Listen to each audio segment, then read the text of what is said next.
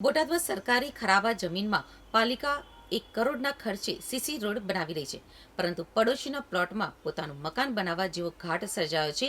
તો જાણો શું છે સમગ્ર ઘટના.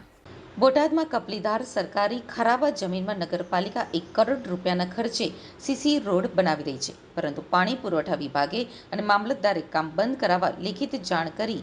કારણ કે એક તરફ સરકારી ખરાબાની જમીન અને બીજી તરફ પાણી પુરવઠાની 25 વીઘા જમીન છે. તો નગરપાલિકા કોની જમીનમાં રોડ બનાવે છે તે એક મોટો સવાલ છે.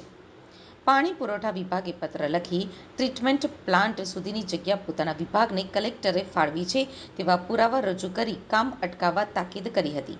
ત્યારે સૌથી મોટો સવાલ એ થાય છે કે 1 કરોડ રૂપિયાના ટેન્ડર મંજૂરી સમયે રોડ કયા બનશે, કેટલી સાઇઝનો બનશે ને ક્યાં બનશે, કઈ જગ્યાએ બનશે તે ચોક્કસ સ્થળ દર્શાવતો નકશો લેઆઉટ પ્લાન ટેન્ડરમાં મંજૂર કરાવવાનો હોય છે. તો બોટાદમાં શું વગર લેઆઉટ પ્લાને કરોડો રૂપિયાનું કામ એજન્સીએ ફાળવી દીધું છે?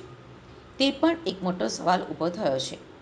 આ અંગે મામલતદારને પણ નગરપાલિકાની કોઈ એપ્રોચ રોડની વહીવટી મંજૂરી માટે દરખાસ્ત આવી છે કે કેમ તે અંગે પૂછતા તેઓએ જણાવ્યું કે સરકારી ખરાબમાં અમે કોઈ નગરપાલિકાને રોડની જગ્યા ફાળવેલ નથી, તેમજ નગરપાલિકા દ્વારા હાલમાં કામ ચાલુ છે તે રોડના બાંધકામને અટકાવવા અમોએ કલેક્ટરને લેખિત રજૂઆત કરી છે.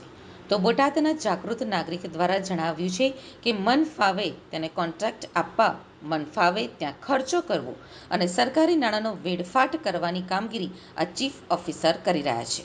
કપલીદાર અંદર નગરપાલિકા ટ્રીટમેન્ટ પ્લાન્ટ આવેલો છે, ત્યાં સુધી નગરપાલિકાએ જે છે રોડની કામગીરી ચાલુ કરી છે.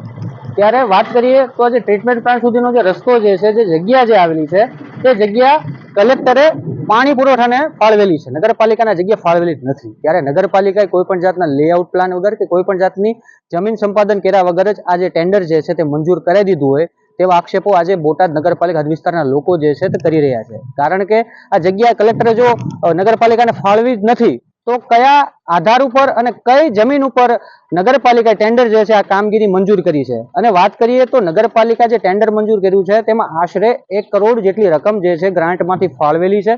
ત્યારે લોકોની અંદર નારાજગી એ પણ છે કે આ કરોડો રૂપિયા જે નગરપાલિકાના ચીફ ઓફિસર જે આવી રીતના વેડફી રહ્યા છે, તો આ કરોડો રૂપિયા નગરપાલિકાના ચીફ ઓફિસર પોતાના ખીચામાંથી નથી આપતા. આ જે પૈસા જે છે તે નગરપાલિકા હદ વિસ્તારના લોકો પોતાની મહેનતની કમાણીના ટેક્સ પે કરીને આ કરોડો રૂપિયા જે છે ભેગા કરીને નગરપાલિકાને આપે છે. ત્યારે નગરપાલિકાના ચીફ ઓફિસર પોતાના 5-10% કમિશન માટે આવી રીતના ભલમનશાહી રાખીને પોતાના મળતિયાઓને આવા કામ સોંપી દેશે તો આવા કરોડો રૂપિયાની જે વેડફાઈને જે કરોડો રૂપિયા જે નગરપાલિકાના જે વપરાઈ જશે તો આનો હિસાબ કોણ માંગશે? ત્યારે નગરપાલિકાના એક કર્મચારી કે જે ઇન્ચાર્જ ફાયર ઓફિસર તરીકે ફરજ બજાવે છે, તેણે પણ પોતાની ઉપર ખોટા બિલ મંજૂર કરવા માટેના દબાણ કર્યા હોય તેવા નગરપાલિકા ચીફ ઓફિસર પર આક્ષેપ કર્યા છે. બોટાદના ધારાસભ્ય પણ તપાસની માંગ કરી છે. ત્યારે અમારી પણ એટલી જ માંગ છે કે આવા અઢળક ભ્રષ્ટાચારના આક્ષેપો ચીફ ઓફિસર ઉપર થયા છે, તો શા કારણે સરકાર જે છે આવા અધિકારીઓને છાવરી રહી છે? એટલે અમારી માંગણી એટલી જ છે કે આવા અધિકારીઓ પર તાત્કાલિક અસરથી તપાસ બેસાડવામાં આવે અને તપાસમાં જો આવા અધિકારીઓ દોષી ઠહેરાય છે તો આવા અધિકારીઓને તાત્કાલિક અસરથી છૂટા કરી દેવા જોઈએ.